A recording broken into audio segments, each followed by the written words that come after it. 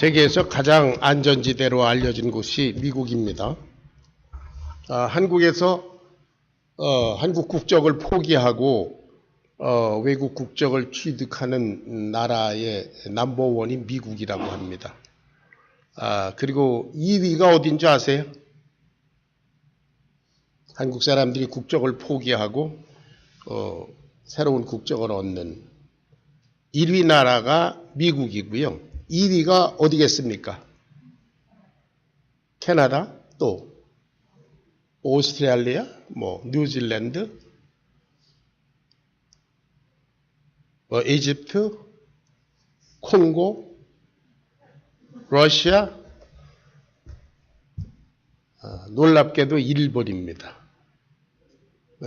넘버원이 미국이고 두 번째가 일본이라고 합니다. 이유들이 여러 가지 있는데 미국은 우선 안전하다. 그래서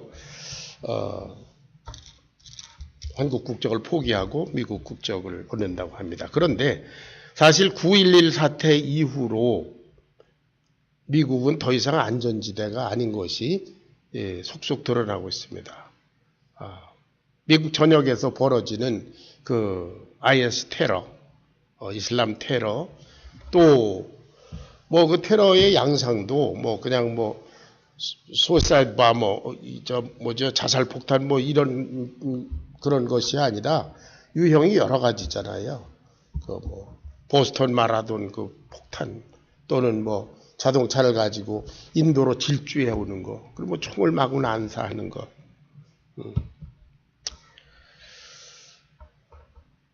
이런 테러리스트들을 생각할 때 그들이 예고 없이 오잖아요. 그러니까 얼굴이 없는, 마치 유령과 싸우는 것 같은 그런 시대가 됐습니다.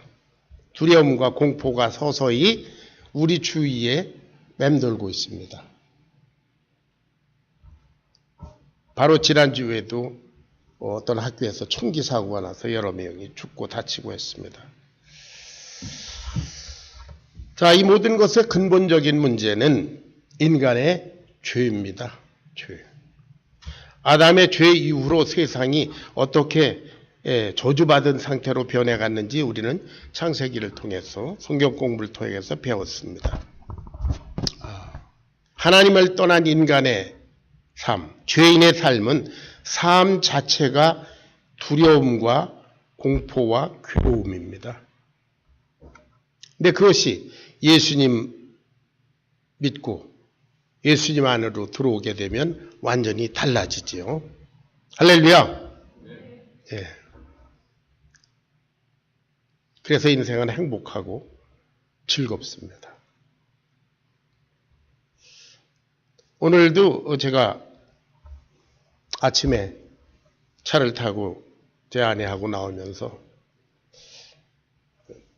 아내가 준비한 그 베이글을 먹으면서, 커피를 마시면서, 이렇게 행복할 수가 없다, 그런 생각을 했어요. 할렐루야.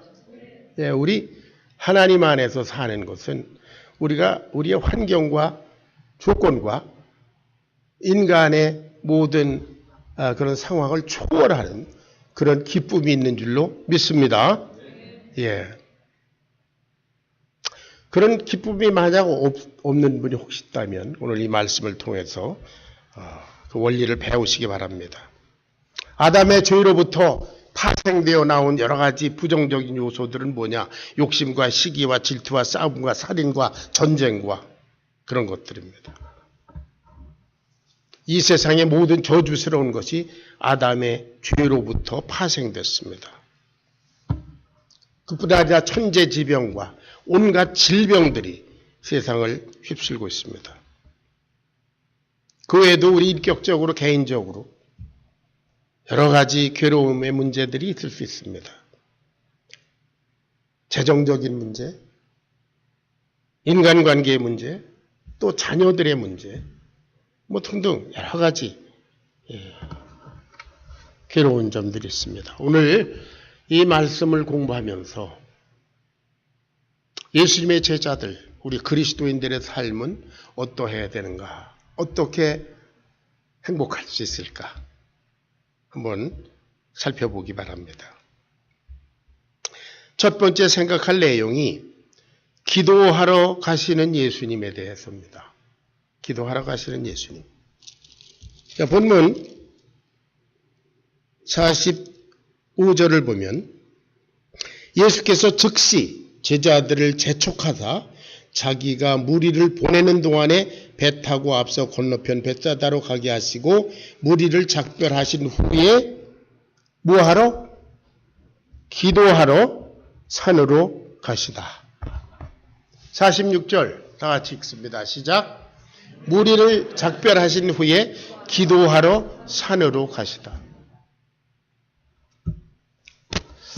자, 예수님께서 방금 전에 보리빵 5개와 물고기 2마리로 생선 2마리로 놀라운 일을 일으켰습니다. 예수님께서 뭐 여러 가지 기적을 행하시고 그러니까 많은 사람들이 예수님을 따라다녔죠.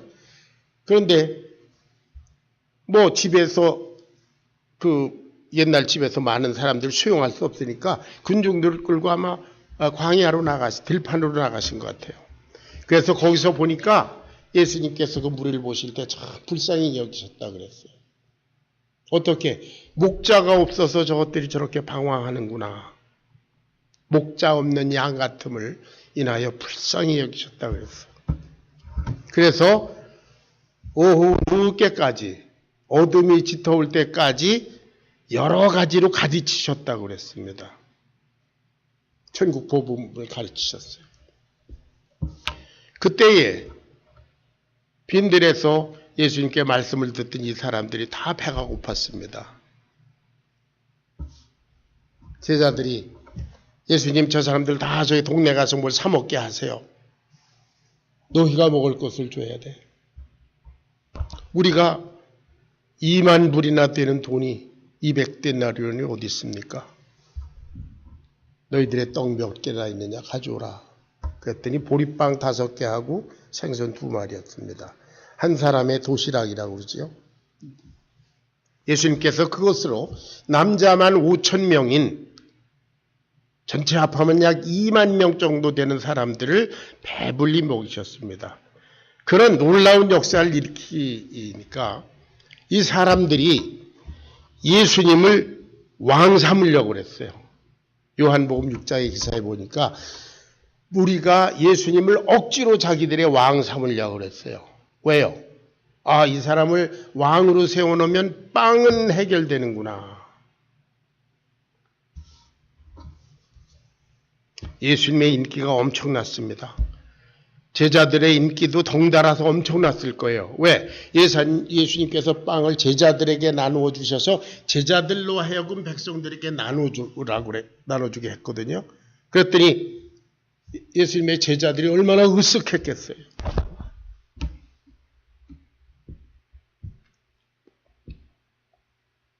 그러나 예수님은 이 세상에 빵을 나눠주러 오신 분이 아니시지 않습니까?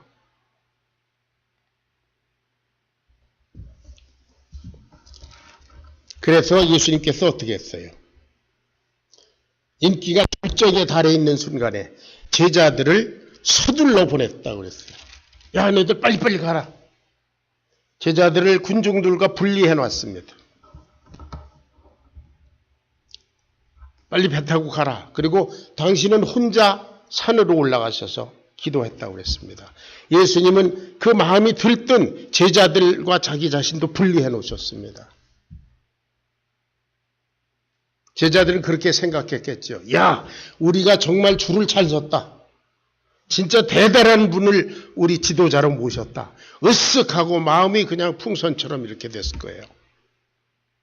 예수님께서 그 제자들도 떼놓으셨습니다. 그 군중들도 떼놨습니다. 그리고 혼자 산에 가서 기도하셨습니다. 하나님께서로부터 보내심을 받은 사명인은 그 중심, 믿음의 중심을 잃지 않기 위해서 기도해야 합니다. 하나님의 뜻을 확인하고 그 뜻에 따라 절대 순종하기 위해서 기도가 필요합니다. 여러분, 우리가 기도하는 것은 대부분 이렇게 해주세요, 저렇게 해주세요, 건강 주세요, 안전하게 해주세요, 뭐 등등 뭐 이거 이렇습니다, 저렇습니다. 그런 건데, 그보다 더 먼저 기도해야 되는 것은 하나님, 제가 하나님의 사람입니다. 하나님께서 십자가의 피값으로 저를 구원하셨지요. 내가 어떻게 하나님을 기쁘시게 할 수 있습니까? 여러분, 그것이 가장 우선적인 기도의 내용이 되어야 할 줄로 믿습니다.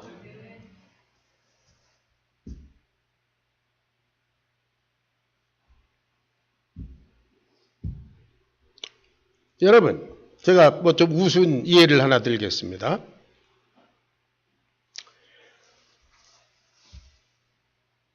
어떤 사람이 간에 문제가 있어서 죽게 됐는데요.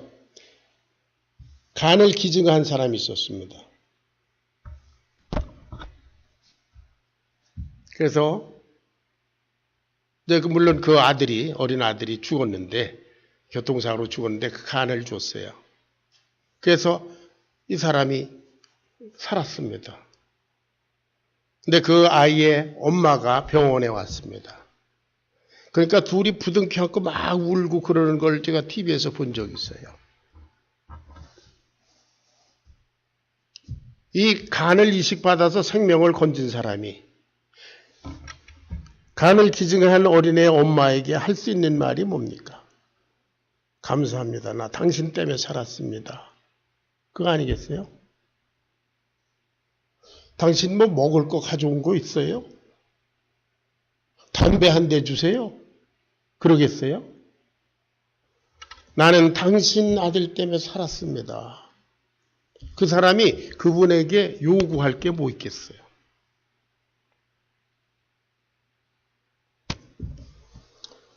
여러분, 사람들에게 인기가 있을 때 자칫 시험에 빠지기 쉽습니다. 그리고 자기에게 쏠린 인기를 유지하기 위해서는 하나님의 뜻을 버리고 인간의 비위를 맞추게 됩니다. 그래서 기도해야 됩니다. 믿습니까? 하나님께서 보내신 예수, 사명인 예수님, 백성들이 막 인기 막 출정할 때 혼자 산으로 떠나가셨어요. 기도하셨습니다. 여러분, 우리가 교회에서도 인간적으로 친해지면 안 됩니다.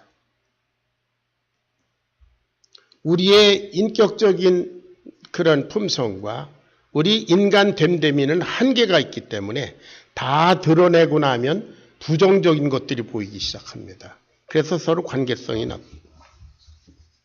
그것보다도 더 먼저 우리가 해야 될 것이 뭐냐면 우리가 인간적으로 친해지는 것이 아니라 우리 사랑하는 주위의 사람들을 하나님과 친해지도록 도와야 할 줄로 믿습니다. 아멘? 예. 목회자는 뭘 하는가? 성도들 한 분 한 분이 하나님과 친해지도록 하나님과 가장 가까운 죽고 못 사는 관계가 되도록 돕는 것이 목회자가 할 일이에요. 여러분 내 편이 되십시오가 아니라 여러분 하나님 편이 되십시오. 여러분 서로 인간적으로 하지 말고 서로 하나님 편이 되십시오.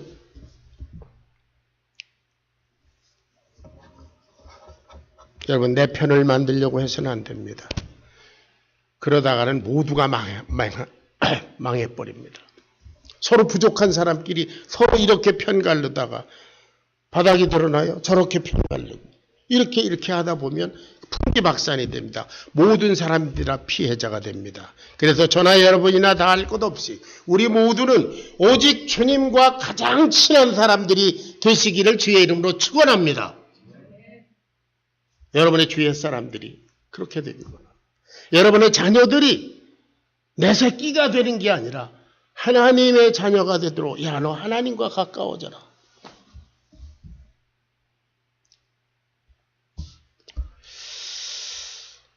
사랑하는 여러분, 그래서 예수님 기도하셨습니다. 두 번째 생각할 것은 제자들이 괴로이 노젓는 것을 보시고 48절에 보니까 예수님께서 제자들이 괴로이 노젓는 것을 보시고 거기 찾아오셨습니다. 때는 새벽이었습니다. 예수님은 안 계시고 제자들끼리 노를 젓고 있습니다. 바람이 거세게 불어서 노를 젓는 것이 참으로 괴로웠습니다. 그때 예수님께서 어떻게 했다고요? 물 위로 걸어서 제자들에게 다가오셨습니다. 제자들이 상상할 수 없는 방법으로 오셨어요. 만약 예수님께서 저 건너편 뭇에서 땅에서 얘들아 그랬으면 네 그랬을 텐데요. 혹은 예수님께 다른 배를 조그만 배를 저 갖고 오시면서 얘들아 나 여기 있다 그랬으면 예수님 뭐 이랬을 텐데 예수님이 물 위로 걸어오시는 겁니다. 전혀 상상할 수 없는 방법으로 찾아오시니까 이 사람들이 소리 질렀다고 그랬어요. 물 위로 걸어오심을 보고 유령인가 하여 소리 질렀다. 어떻게 소리 질렀을까요? 유령인가? 어떻게 했을까요? 으악! 유령이다! 우린 죽었다! 우릴 죽이러 온다! 그랬을 거 아니에요. 소리를 질렀습니다. 비명을 질렀습니다.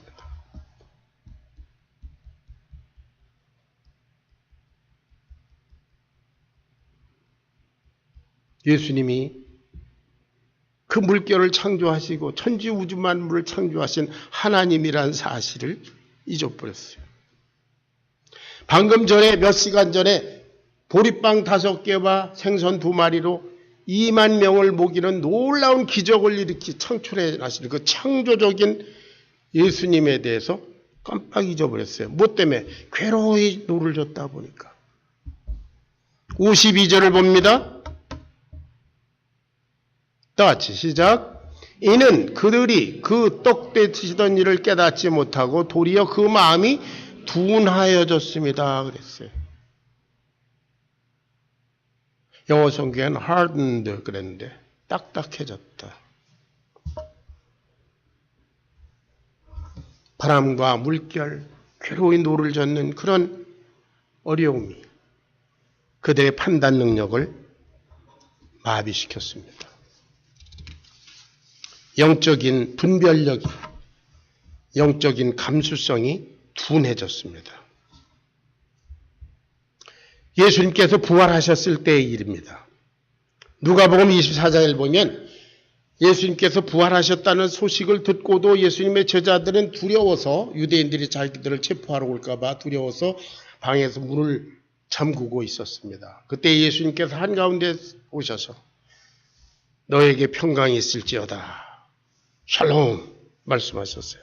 그때 누가복음 23장 36절에 보면 저희가 놀라고 무서워하여 그 보는 것을 영으로, 실체가 아니고 영으로, 유령으로 생각했다 그래요. 부활이라고 하는 상상할 수 없는, 경험해 본 적이 없는 그런 방법으로 예수님 오시니까 이건 유령이다. 무서워했습니다. 그러나 여러분, 이것은 고난의 현장에, 괴로움의 상태에 찾아오시는 예수님의 모습입니다. 여러분, 저와 여러분이 당한 어떤 고난의 현장에도 예수님은 우리가 상상치 못할 방법으로 거기 계신 줄로 믿으시기 바랍니다. 그래서 우리 예수님 믿습니다. 지난주에 제가 설교한 거 기억하시는 분 있나요? 제가 지난주에 무슨 설교했죠? 기억하시는 분?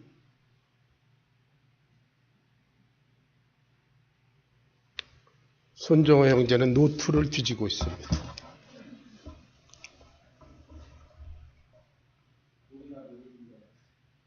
예, 우리는 이 세상에 누구인가? 본문 말씀이 뭐였었어요? 출애굽기 1장 1절부터 14절까지의 말씀인데요. 그 벽돌 굽기와 농사의 여러 가지 일을 하면서 노예 노동을 하고 있는 아주 참을 수 없는 그 현장. 하나님은 그들을 아시고 모세를 통해서 그들에게 찾아오셨다 그랬어요.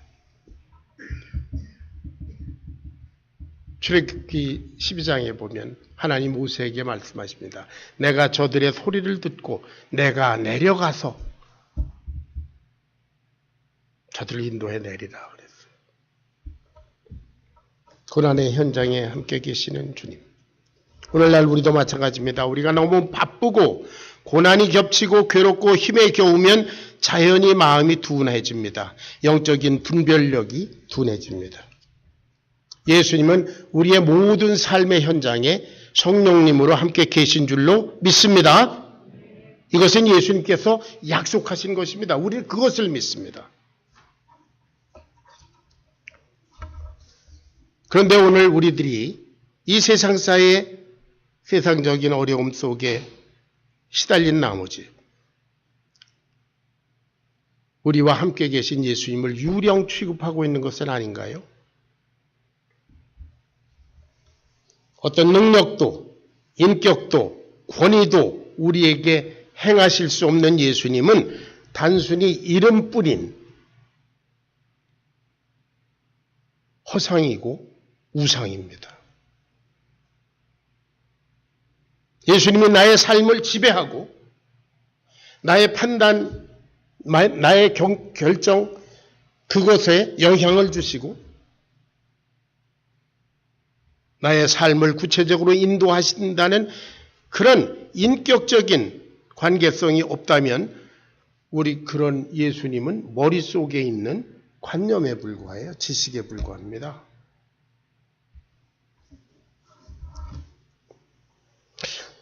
요새 유행하는 새로운 단어들이 있잖아요. 투명인간. 누구는 투명인간 취급한다 그런 말 있죠. 예. 있어도 없는 것처럼 여길 때 그렇게 쓰는 것 같아요. 예. 쟤들이 날 투명인간 취급한다. 그 존재를 무시하는 거잖아요. 예수님은 유령입니까? 여러분에게? 아니면 투명인간입니까? 아니면 능력과 권위와 사랑과 은혜를 가지고 저와 여러분의 삶의 구석구석에 구체적으로 참여하시고 인도하시고 그리고 지배하시는 우리의 주님이십니까? 아멘? 그분은 우리의 주님이세요. 할렐루야. 그래서 우리의 인생이 복되고 행복하고 자신감이 있고 힘들고 지치다가도 새 힘을 얻고 이렇게 늙어가면서도 팡팡 뛰고 할렐루야. 예수님 때문입니다. 우리와 동행하시는 예수님, 우리의 심정을 아시고 우리를 불쌍히 여기시고 우리에게 은혜를 베푸시기를 원하시고 우리를 어찌하든지 축복하시기를 원하시는 우리 예수님을 찬양합니다. 할렐루야. 얼마나 감사해요.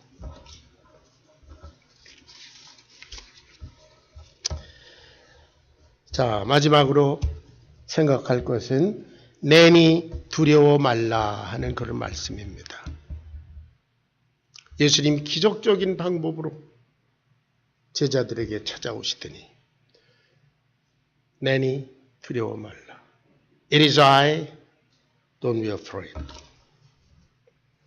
여기에 나다 하는 이 말, it is I, 영어로는 그렇게 번역됐는데요. 그게 신약 성경이 쓰여진 헬라 원어에는 에고 아이미 그런 뜻입니다.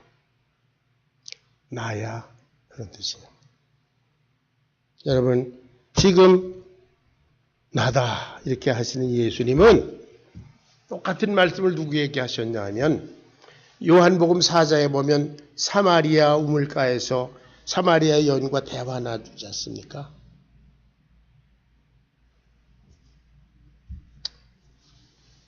한참 말씀을 나누시다가 이 여자가 말합니다.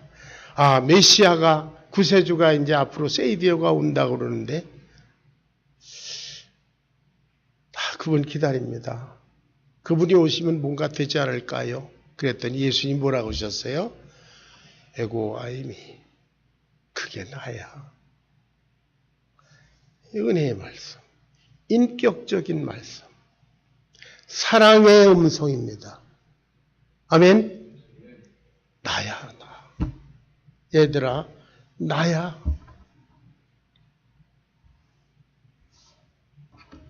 주님께서 이렇게 사랑을 듬뿍 담은 음성으로 이 말씀을 통해서 저와 여러분에게 말씀하십니다. 아무개야, 나야. 내가 너와 함께 있어. 걱정하지 마.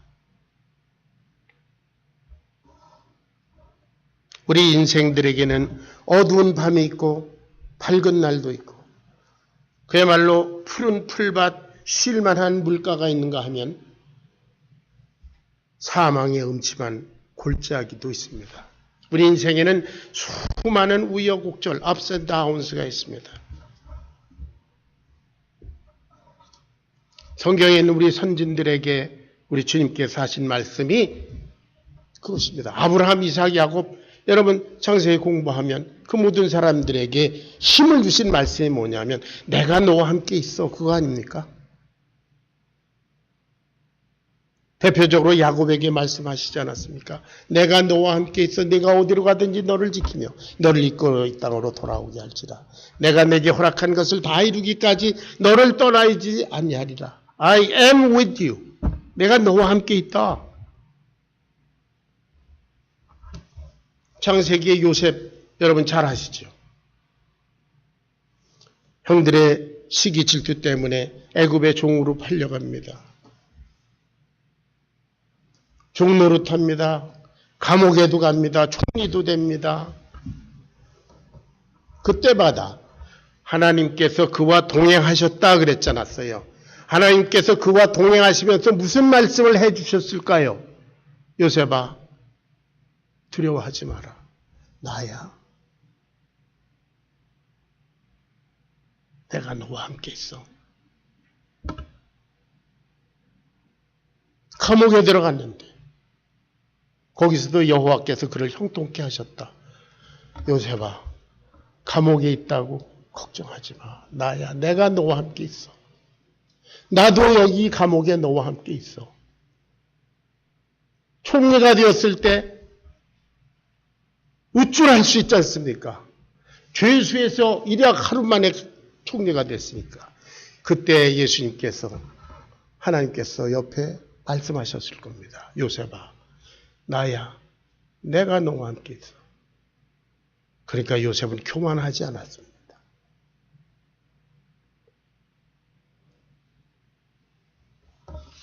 내니 두려워하지 말라. 사랑하는 여러분,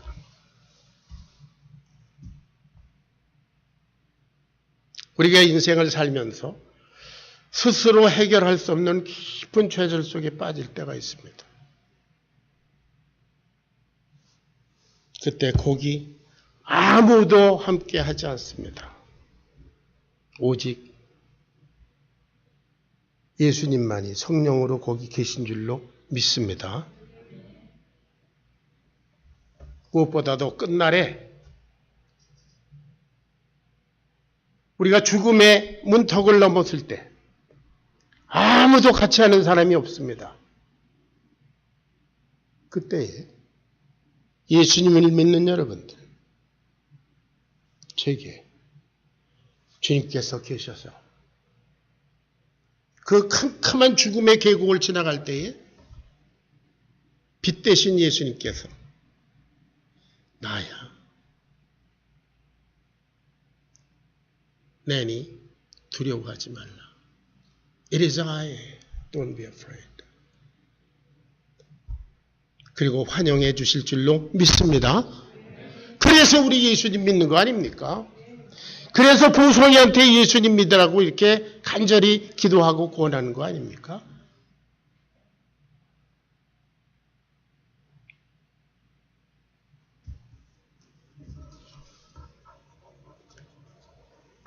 이사야서 43장 1절부터 4절에 보면 하신 말씀이 있습니다. 야곱아 너를 창조하신 여호와 이제 말씀하니라. 내가 너를 지명하여 불렀나니 너는 내 것이다. 네가 물 가운데로 지날 때에도 내가 함께 할 것이요 강을 건널 때에도 물이 침몰치 못하도록 너와 함께 할 것이다. 그것이 하나님의 놀라우신 사랑의 약속입니다. 내가 뭘 해줄게 뭘 해줄게가 아니라 내가 너와 함께 있겠다.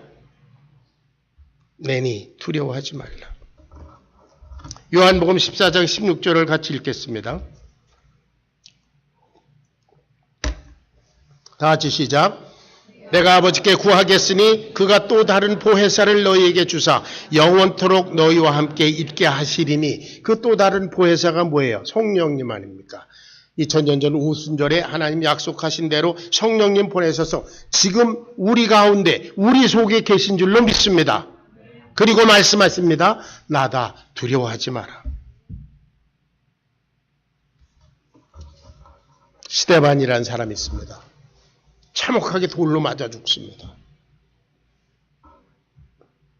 사도행전 7장 55절 56절을 봅니다.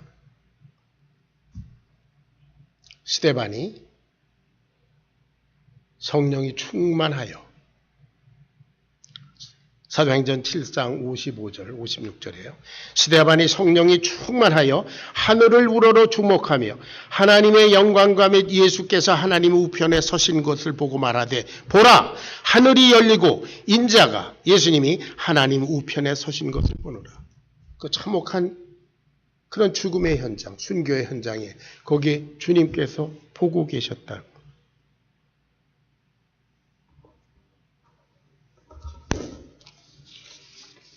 내니 두려워하지 말라.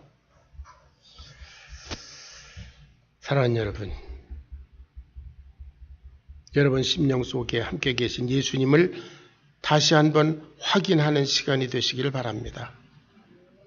어떤 환경과 어떤 환난과 그 무슨 두려움과 문제 가운데서도 하나님은 거기 계십니다. 51절, 오늘 본문 51절을 같이 읽습니다. 다 같이 시작. 배에 올라 저희에게 가시니 바람이 그치는지라 제자들이 마음에 심히 놀라니. 물결이 치고 바람이 거세게 불어. 그런데 예수님께서 그들의 배에 들어오시니까 어떻게 됐다고요? 바람이 그치는지라.